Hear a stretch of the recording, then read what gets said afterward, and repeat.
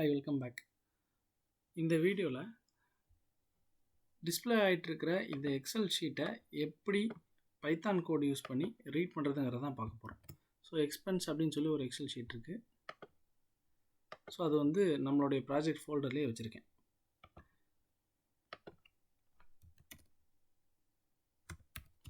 ஒரு Python file create பண்ணிக்கிட்டேன்.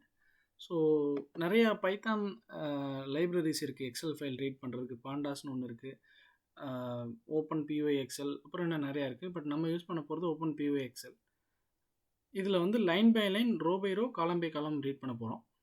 But இந்த பாண்டாஸ் அப்படிங்கிற லைப்ரரியெல்லாம் பார்த்தீங்கன்னா ஜஸ்ட்டு ஒரே லைனில் என்டையர் எக்ஸல் டேட்டாவும் ரீட் பண்ணி அப்படியே பிரிண்ட் பண்ணுற மாதிரிலாம் வரும். அது ஈஸி தான். பட் நம்ம அதை சூஸ் பண்ணாமல் அந்த ஓப்பன் பிஒஐ எக்ஸல் ஏன் யூஸ் பண்ணுறோம் அப்படின்னா, அந்த மாதிரி என்டையர் டேட்டாவே நம்ம ரீட் பண்ணுற மாதிரி இருந்துச்சுன்னா எந்த ஒரு இடத்துலையும் கஸ்டமைசேஷன் இல்லை, ஸ்பெசிஃபிக் ரெக்குயர்மெண்ட் இருக்கும். ஃபார் எக்ஸாம்பிள் வந்து இப்போ ஒரு எக்ஸல் ஷீட் இருக்குது.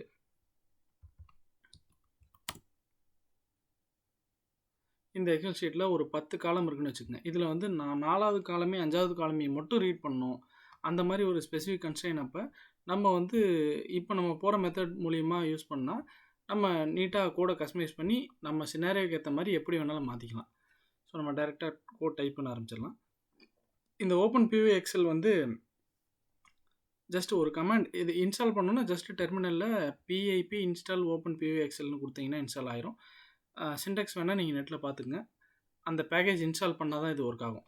பிஐபி இன்ஸ்டால் ஓப்பன் பிஒஐ எக்ஸல், இதுதான் இந்த கமாண்ட். இந்த கமாண்டை நெட்டில் தேடி கரெக்டாக ரன் பண்ணி இன்ஸ்டால் பண்ணிக்கோங்க. அதுக்கப்புறம் நம்ம கோடை டைரெக்டாக யூஸ் பண்ணலாம். ஓப்பன் பிஒஐ எக்ஸல், அந்த பேக்கேஜை இம்போர்ட் பண்ணியாச்சு. அடுத்தது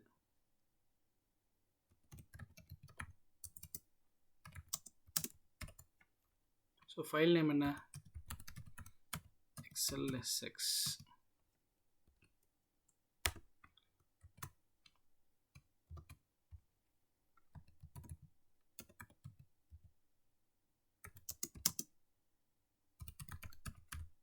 open POI excel dot load workbook of file name.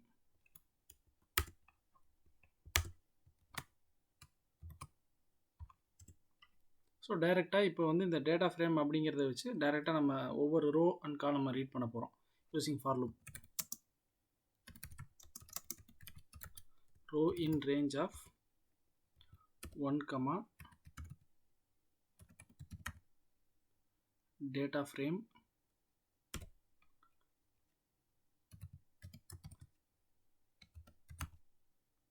max row plus 1 for call in range of 1, data frame dot max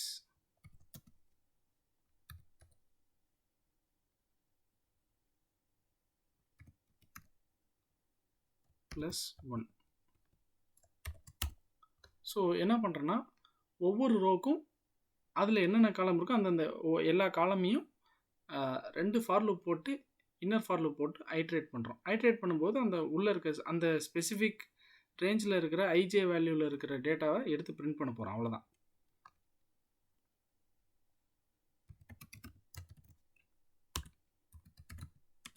data frame dot cell of row equal to row, column equal to col. அவ்வளோதான். So இப்போ என்ன ஆகுனா ஒவ்வொரு row and காலமில் இருக்கிற ஒரு ரோவில் இருக்க ஒவ்வொரு வேல்யூவும் அடுத்தடுத்த லைனில் பிரிண்ட் ஆகும். பட் அதேமாதிரி அடுத்த ரோவோடைய டேட்டாவும் ஸோ எக்ஸல் ஷீட்டில் இருக்கிற அதே ஃபார்முலா பிரிண்ட் ஆகாது, ஒன்று கீழே ஒன்று பிரிண்ட் ஆகும். ஜஸ்ட் நம்ம ரன் பண்ணி பார்ப்போம். py space dot py.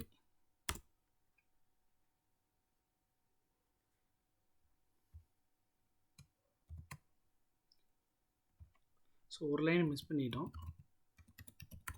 1 equal to data frame dot active.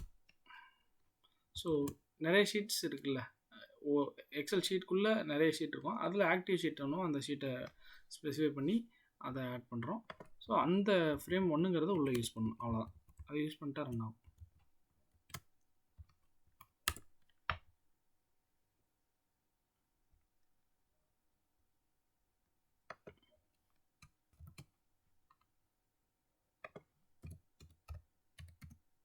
So அந்த செல் நேம் நம்பர் வந்துருச்சு.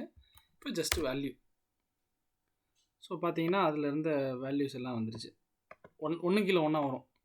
நம்ம வந்து அதை பிரிண்ட் ஸ்டேட்மெண்ட்டை யூஸ் பண்ணி நமக்கு என்ன ஃபார்மேட்டில் வேணுமோ எடுத்துக்கலாம்.